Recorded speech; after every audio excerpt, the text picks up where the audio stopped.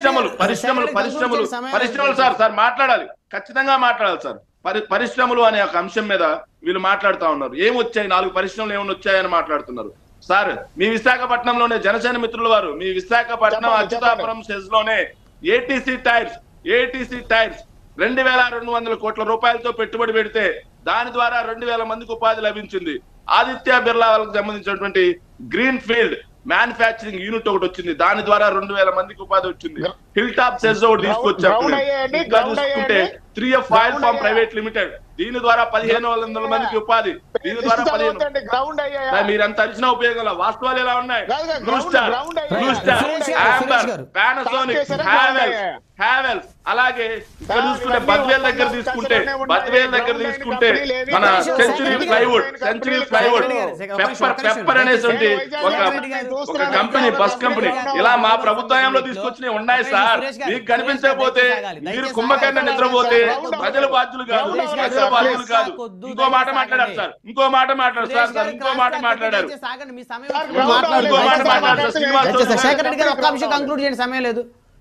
Sir, Shekhar Reddy గారు సమయం తక్కువ, ఒక అంశం కంక్లూడ్ చేయండి. వైజాగ్ లో జగన్మోహన్ రెడ్డి గారి ప్రభుత్వం ప్రతిష్టాత్మకంగా 13 లక్షల కోట్ల రూపాయల ఎంఓయూలను కుదుర్చుకుంది గ్లోబల్ సమ్మిట్ మీట్ లో.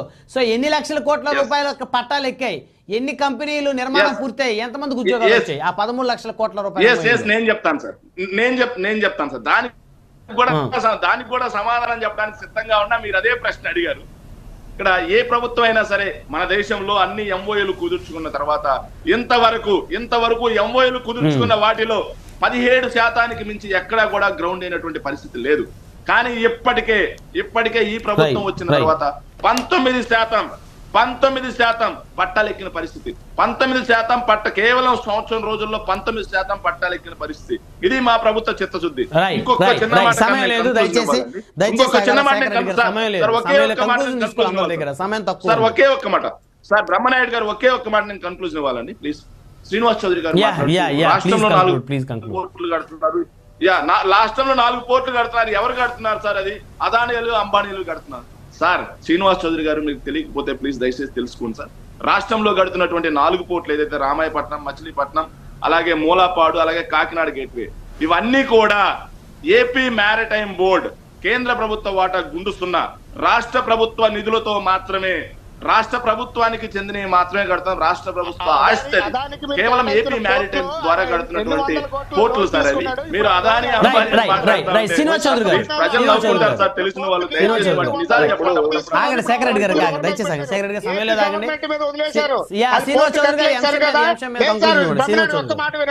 ఏం జరిగిందంటే ఇక్కడ పోర్టుకి ఎకరాలు అక్కడ కేటాయిస్తే ఆ భూములు బ్యాంకుల్లో తాకట్టు పెట్టి వాళ్ళు లోన్లు తీసుకున్నారు సార్. ఇప్పుడు ఆ లోన్ కట్టమని బ్యాంకు వాళ్ళు వెళ్తే అక్కడ నేను పోర్టు కట్టలేదు కాబట్టి ఆ భూములే ఉన్నాయి, ఆ భూములు మీరు చూసుకోండి తప్ప మేము పోర్టు కట్టమని వెనక్కి వెళ్ళిపోతే ఇప్పుడు మన ఏపీ గవర్నమెంట్ వారు ఆ భూములు ఏమో చెప్పేసి బ్యాంక్ వాటికి తనఖా పెట్టారు సార్. అంటే ఇక్కడ చూడండి, అదాని అంబానీలో జబ్బు పట్టుకెళ్ళిపోతారు. ఇక్కడ భూములు గ్రౌండ్ అవ్వలేదు. అక్కడ పోర్టు కట్టారు. ఒకసారి గుర్తు చేస్తుండేది విశాఖపట్నం భూములు మీరు దోచిపెట్టారు. ఇప్పుడు బ్యాంకు దగ్గర లోన్ వాడుకొని బ్యాంకు దగ్గర డబ్బులు తీసుకొని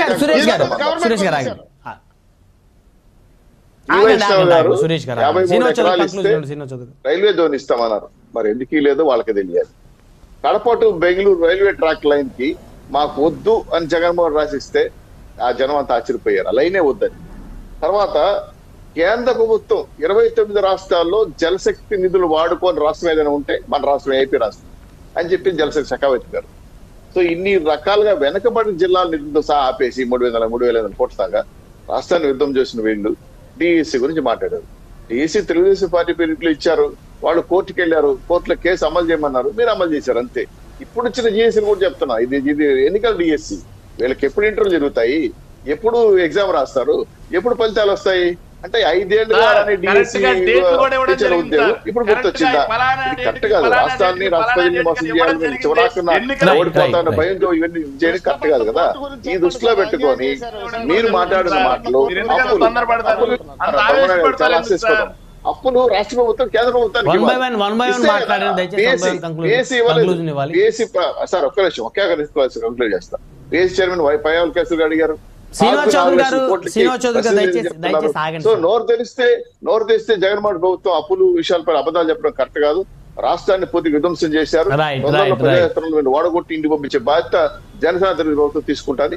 అందుకే వీళ్ళు భయపడి ఈ రోజు విషయం చెబుతున్నారు రాష్ట్ర ప్రజల మీద. చివరగా ఒక మాట రైట్ మొరాబ్ సురేష్ గారు చివరిగా ఒక మాట సార్, విశాఖపట్నంలో క్యాపిటల్ పెట్టాలని మా జగన్మోహన్ రెడ్డి గారు అనుకుంటున్నారు. ఒక ఉత్తరాంధ్ర బిడ్డగా నాకు సంతోషమే. అయితే క్యాపిటల్ ఎప్పుడో దసరాకు అన్నారు, దానికి ముందు దీపావళి అన్నారు, ఇవన్నీ జరిగిపోయి. కానీ క్యాపిటల్ పెట్టాల్సిన దగ్గర ఈ మా విశాఖ భూములు ఎన్ని దోచారు, ఇక్కడ కృష్ణపట్నం పోర్టును పెద్దోళ్ళకి పెట్టి వాళ్ళు లోన్లు తీసుకుని ఆ డబ్బు ఇప్పుడు ఏపీ గవర్నమెంట్ భరేస్తుందా, వాళ్ళు కడుతున్నారా, బ్యాంకు వాళ్ళేమో అదే టేక్ ఓవర్ చేసుకుంటున్నారు దాన్ని. దీనికి ఎవరు బాధ్యత? ఈ ఉత్తరాంధ్ర విధ్వంసానికి కారణం ఎవరు? శేఖర్ రెడ్డి గారు ఇట్టి పరిస్థితుల్లో సమాధానం చెప్పాలి సార్. ఇప్పుడు కాకపోతే నెక్స్ట్ డిబేట్ లోనైనా ఆయన చెప్పాల్సిన అవసరం ఉంది. రైట్ మొత్తానికి సురేష్ గారు, మొరాబ్ సురేష్ గారు, తెలుగుదేశం జనసేన రెండూ కలిసి ఆంధ్రప్రదేశ్ ప్రభుత్వం మీద నిందలేసేటువంటి కార్యక్రమాన్ని శ్రీకారం చుట్టి అనుకోవచ్చా? ఏపీ ప్రభుత్వం ఈ విధంగా డెవలప్ చేస్తే సంక్షేమాన్ని అమలు చేస్తూ ఉంటే వారేదో విధ్వంసం చేశారని చెప్పేసి, రాష్ట్రాన్ని అతలాకుతలం చేశారని చెప్పేసి మీ అధినేత, టీడీపీ అధినేత ఇద్దరు కలిసి వారి మీద దాడి చేయడం ఎంతవరకు కరెక్ట్? సార్ 2 మాటలు చెప్తాను సార్. ఎప్పుడు కూడా సంక్షేమం అనేది పూర్వం నుంచి 10 రూపాయలు మొదలుకొని 50 రూపాయల నుంచి 200 నుంచి 1000 రూపాయల నుంచి 2000 వరకు 3,000 కాకపోతే రేపు 4,000 రూపాయలు పెన్షనర్లకు ఇస్తారు సార్. నిత్యావసర ధరలు పెరిగే దాని క్రమాన్ని బట్టి వాళ్ళ పెన్షన్స్ అవన్నీ ఎప్పుడు పెరుగుతూనే ఉంటాయి. కొంతమంది అధికారంలో రావడం కోసం అని చెప్పేసి దాని కొద్దిగా ఎక్కువ ఫిగర్ చెప్తారు. ఈ రోజు చంద్రబాబు నాయుడు గారు ఇచ్చారు, గతంలో ఎన్టీ రామారావు గారు ఇచ్చారు, రాజశేఖర రెడ్డి గారు ఇచ్చారు. రేపు మళ్ళా రాబోయే జనసేన తెలుగుదేశం కూటమి కూడా ప్రతి ఒక్క సంక్షేమాన్ని పంపిస్తుంది ప్రతి ఒక్క ఇంటికి. అట్ ద సేమ్ టైం ఉపాధి కావాలి. ప్రతి ఒక్క మనిషి పని చేస్తే ఉపాధి వల్ల ఉత్పత్తులు పెరుగుతాయి. ఉత్పత్తుల వల్ల మనం ఎక్స్పోర్ట్ చేసుకుంటాం. దిగుమతులు కొద్దిగా తగ్గించుకొని ఎప్పుడైతే దిగుమతులు తగ్గించుకున్నామో మన ఆస్తులు పెరుగుతాయి. తద్వారా మనం డెవలప్మెంట్ చేసుకుంటాం.